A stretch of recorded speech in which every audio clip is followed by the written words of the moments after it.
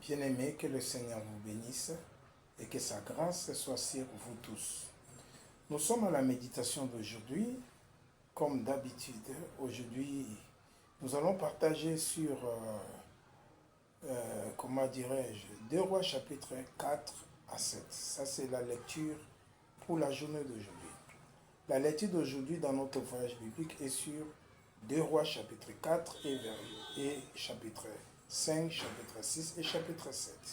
Mais notre méditation d'aujourd'hui se trouve dans 2 Rois chapitre 7, versets 1 à 2. Et puis nous allons sauter pour prendre les versets 18 à 20. Je lis la parole du Seigneur. Et Élisée dit, écoute la parole de l'Éternel. Ainsi dit l'Éternel, demain à cette heure-ci, la mesure des fleurs de farine sera à 1 cycle, et le 2 mesures d'orge à 1 cycle, à la porte de Samarie. Verset 2. Et le capitaine sur la main duquel le roi s'appuyait répondit à l'homme de Dieu et dit, voici, quand l'Éternel ferait des fenêtres aux cieux, cela arrivera-t-il?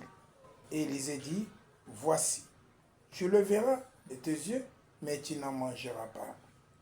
Verset 18. Et il arriva selon la parole que l'homme de Dieu avait adressée au roi, disant, les 2 mesures d'orge sera à 1 cycle, et la mesure de fleurs de farine sera à 1 cycle, demain à cette heure-ci, à la porte de Samarie. Verset 19. Et le capitaine avait répondu à l'homme de Dieu et avait dit, voici quand l'Éternel ferait des fenêtres aux cieux, pareille chose arrivera-t-elle? Et il dit, voici tu le verras de tes yeux, mais tu n'en mangeras pas. Verset 20. Et lui en arriva ainsi. Le peuple le foula aux pieds dans la porte et il mourut. Voilà. Cet homme a lancé le défi contre la parole de Dieu. Cet homme a lancé le défi contre les dieux d'Israël, contre les dieux des prophètes. On lui a dit, Dieu a dit, demain à telle heure, le prix des denrées alimentaires vont descendre. Le prix sera abaissé. Lui, il a dit, le prix que l'homme de Dieu a dit, aujourd'hui je peux dire, par exemple, comme ici à Abidjan, nous achetons un pain à 150 francs. Et il dit, demain le pain sera à 50 francs. Le pain de 150 francs sera à 50 francs. Et le capitaine du roi dit que non, ça, même si Dieu ouvre les fenêtres des cieux, cela ne peut pas se faire. Rien n'est impossible à Dieu. Comme dans nos méditations, nous avons des questions à poser. La première question est celle-ci. Qu'est-ce que nous avons appris dans cette méditation? Voici ce que nous avons appris. Tu le verras de tes yeux, mais tu n'en mangeras pas. Si nous ne croyons pas à ce que Dieu avait dit au travers de ses serviteurs, au travers de la parole de Dieu, la Bible, nous allons voir cela, mais nous ne profiterons jamais. Vous savez, aujourd'hui, nous sommes dans un temps où Dieu tente de bénir certaines personnes, même parmi les hommes de Dieu. Et ceux qui n'ont pas la foi de croire que Dieu peut faire ça, ils disent, ah, ça c'est la magie, ça c'est ceci, c'est là. Est-ce que ça là, ça vient de Dieu? Parce que vous ne croyez pas que Dieu aussi peut bénir. Vous ne croyez pas que Dieu aussi peut élever.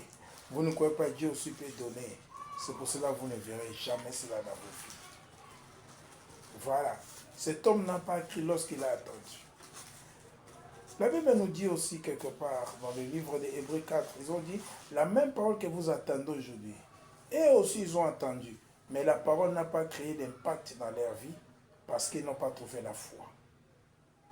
Dieu peut dire, fera ceci, cela dans ta vie. Mais si tu ne crois pas, Dieu passe et Dieu n'a pas de temps à perdre. Deuxième question, est-ce qu'il y a des exemples à suivre? Voir des références? Premier exemple. Voyons ce capitaine d'armée. À cause de l'incrédulité, il a vu, mais il n'a pas profité. Il a vu comment la nourriture venait à Samarie. Comment la nourriture venait en Israël. Mais lui n'a pas profité. Il est mort le même jour où la bénédiction est venue. Il y a des gens comme ça. Vous allez voir, des choses que Dieu t'a dit va faire, tu n'as pas cru, Dieu va commencer à faire dans la vie de certaines personnes. Tu vas dire, ah moi aussi Dieu avait dit va faire ceci, mais tu n'as pas cru. Deuxième exemple, Israël au temps de Moïse, ils n'ont pas tous entré dans la terre promise. À cause de quoi? De l'incrédulité. Vous voyez, à cause de l'incrédulité, Israël n'a pas entré dans la terre promise. Il y a un homme de Dieu qui m'a raconté cette histoire. Il a dit un jour, il a participé dans la conférence de l'évangéliste Jean-Oscar Kizamina. Il est en train de dire comment il a créé son école par la foi. Comment il a eu des réalisations par la foi. Et sur place, le Saint-Esprit dit dans le cœur, tu vois, ce sont des choses que j'avais dit, je vais faire avec toi, mais toi, tu n'as pas cru. Et cet homme-là a commencé à pleurer. Bien-aimés, nous devons faire confiance à Dieu. Deuxième question. Non, troisième question. Est-ce qu'il y a des recommandations que Dieu nous donne, voire les péchés à éviter? Oui. 1. Évitons l'incrédulité. Voilà, nous devons éviter l'incrédulité. Évitons ça, évitons l'incrédulité. Fais confiance à Dieu et ça marche. Si tu fais confiance à Dieu, ça marche, bien-aimé. Voilà. Deuxième chose, ne doute pas quand Dieu fait des promesses. Lui-même doit les accomplir. Toi, ne cherche pas à savoir, ça va s'accomplir comment. Ce n'est pas ton problème. Dieu lui-même est fidèle, il va accomplir ses promesses. Quatrième question. Y a-t-il des promesses de Dieu ou une expérience? Y a-t-il des promesses de Dieu ou bien une expérience? Oui. On dit heureux est celui qui croit sans avoir vu. Cet homme, le capitaine, a attendu, mais il n'a pas cru. Comme cet homme, il n'avait pas cru. Voilà. Heureux est celui qui croit sans avoir vu. Ça, c'est la parole que le Seigneur Jésus a dit à Didyme, l'un des 12. Il a dit, si je ne vois pas, je ne crois pas. Non, ça, ce n'est pas le principe de Dieu. Avec Dieu, on croit d'abord et puis tu vas le voir. Avec le monde, on veut voir pour croire. Dieu n'est pas dans les principes du monde. Dieu se croit et tu verras.